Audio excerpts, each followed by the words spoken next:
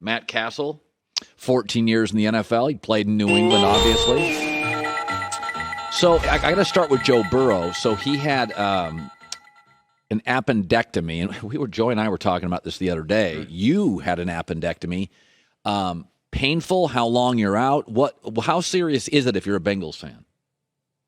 It's not that serious, honestly. I had it during season. It was one of the craziest things. I thought I had something bad to eat. I was up all night, but the pain in my stomach was relentless. So I go in, talk to the trainer, and he's like, let's just have the doc take a look. And he starts pressing on my stomach, and it got tender down by the bottom of my stomach. And sure as day, he goes, hey, we're going to have to go to the hospital right now. I'm like, what are you talking about? He's like, you have an appendix issue. We're going to have to go and take this thing out right now. Wow. This is on a Wednesday. So I went in, I missed the San Diego game that week, but I was able to play the following week, 10 days after my surgery in St. Louis. So it's a pretty quick recovery. As long as it didn't burst, which I don't think it did, well, there's a lot more complications medically speaking because of the bacteria and everything else, the infections that can take place. But in terms of healing from it, it's a pretty quick heal.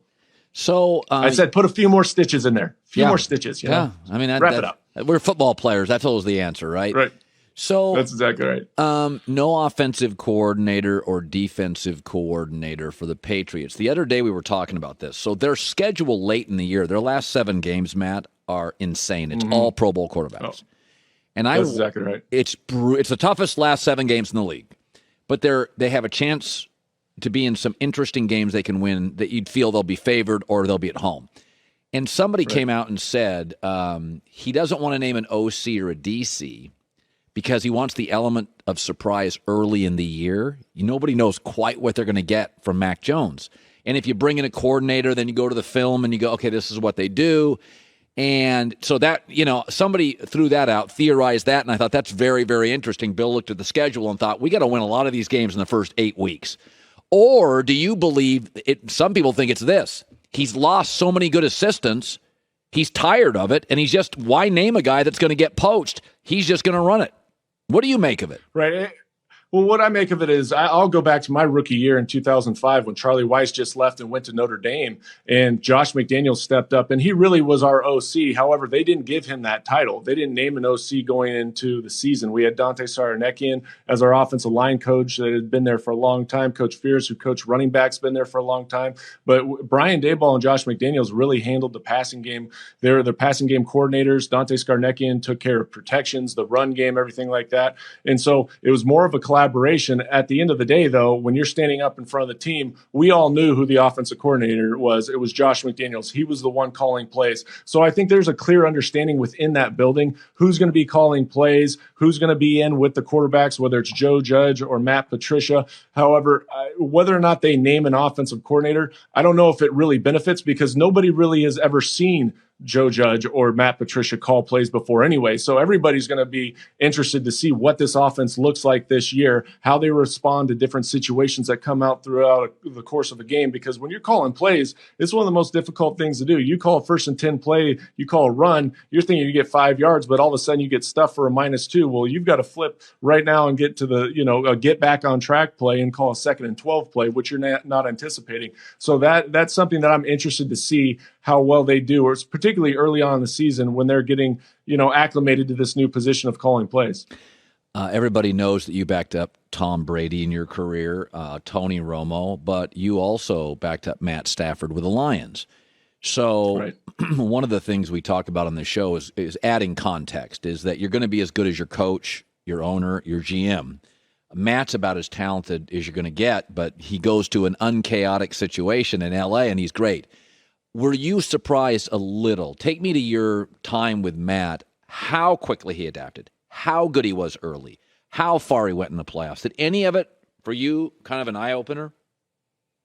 No, none of it was an eye-opener. I mean, from the day I got there, I was blown away with his work ethic, his ability to process information. I mean, I believe he's got a photographic memory because the stuff that he could remember watching film on his way home in his car and then come and regurgitate that the next day and say, hey, go to play 32 against the Ravens. There's a blitz that might give us an issue. Or did you see that cornerback and how he likes to play the long ball on play 57 of this? His preparation was incredible. incredible. And he was a great leader. He could make every single throw, his physical talents. And so I just think it was being in the right situation with the right play callers. And then obviously you put the personnel around him that he had last year, he was going to go out and be successful. And so I was wondering how far he could actually take it, right? Could he go all the way in deep into the playoffs, continue to win? Because obviously they had a great defense, they had a great offense, but at the end of the day, it really was his play down the stretch that really helped that team go to the Super Bowl and win that Super Bowl.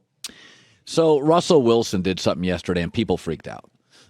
And, Russell, a lot of people think he's corny because he's like Mr. Optimistic and Mr. Hopeful. And Andrew Luck had this, sometimes maddeningly so, always took the blame. And I said, everybody's trying to be cool and a tough guy and aloof and smartest guy in the room. And I'm like, I'm kind of here for Andrew Luck and Russell Wilson. So when he wore his jersey, I just thought it was funny, the reaction. I mean, everybody's a brand. The Kardashians started it. Everybody's wearing their stuff. Tom Brady's wearing TB12. It doesn't bother me at all. But so he goes to Denver. And, some people do say that. They're like, he's a little too rah-rah. And it's, too go this, go. What do you make of Russell? Do you see leadership? What do you make of him? Because he is different. His personality is different. His personality is different. It might not be for everybody, but you have to respect the fact that the guy comes to work every single day, the preparation that takes place. I mean, even it was interesting reading that they went and had a walkthrough prior to starting training camp, which was interesting to me. I mean, you're about to start training camp, but it was, for him, I think he has this idea in his mind about being the leader of the team and how that's portrayed in front of his teammates, how he's supposed to act, and he really lives it. And so for him to show up in his jersey and say that they're a championship caliber team, he's setting the tone for this team, and he is the leader of this team. He's a guy that's proven throughout his course of his career that he is a great quarterback in this league. He's a perennial Pro Bowler, been to the Pro Bowl 8 times. I mean, the 10-year career that he's had, he's only missed the playoffs twice. So he's going to put him in a position to be successful. And also, when you look at this team, there's got to be a confidence that's around this team, especially with him at the quarterback position, because look, they've got a left tackle. They've got unbelievable weaponry out on the outside. Their defense has 2 great rush-ins with Chubb and now Randy Gregory. They've got shutdown corners. So they've got all the pieces of the puzzle together, and they now are going to be reliant on him to go out and perform and take this team to the next level. Finally, college football is changing. SC, where you went to school, and UCLA are now Big Ten schools. A lot of people don't like it. They like their history. Texas, Oklahoma going to the SEC, which feels more natural, at least from a weather perspective, warm weather to warm weather. So you got these Cali schools now going out in the Midwest. It was, for a lot of people, it just landed poorly, especially like long-time Bruin and Trojan fans. As a guy that went to SC, how'd you take it? I was shocked. I'm one of those guys that I love the history of the Pac. I was in the Pac-10. Now it's the Pac-12, and we've always been a part about that. We grew up with that, the tradition of it. But at the end of the day, when you look at it and you're going to another major conference in the Big Ten, and I know it came down to monetary reasoning, right, and how much money they were going to receive and the different media contracts that they had in the Pac-12, comparatively speaking to what they're going to have in the Big Ten. But I also think there's a huge chance for us to get back on the national stage, playing the Ohio States, playing the Michigan States of the world. I mean, it'll put us back on the map if we can go be competitive in that division. And I understand why they did it. But at the same time, there's part of me that's going to miss, the Pac-12, being a West Coast guy, growing up watching that conference and not having the USC, UCLA presence within that conference. Yeah. Matt, great seeing you. Hope you've had a wonderful summer with you and the fam in Nashville. Take care, bud. Thank you. It was great being with you guys. Hi, everybody. Thanks for watching. Subscribe here to get the latest from the show. Also, be sure to check out more of the best clips from The Herd or go watch a few segments from other shows on FS1.